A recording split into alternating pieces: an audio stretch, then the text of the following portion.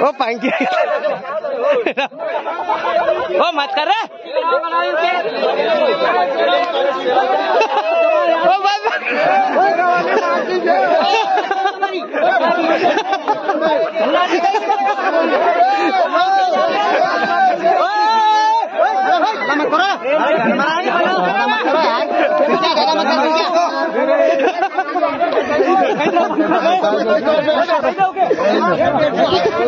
ये बैठा हो गाँव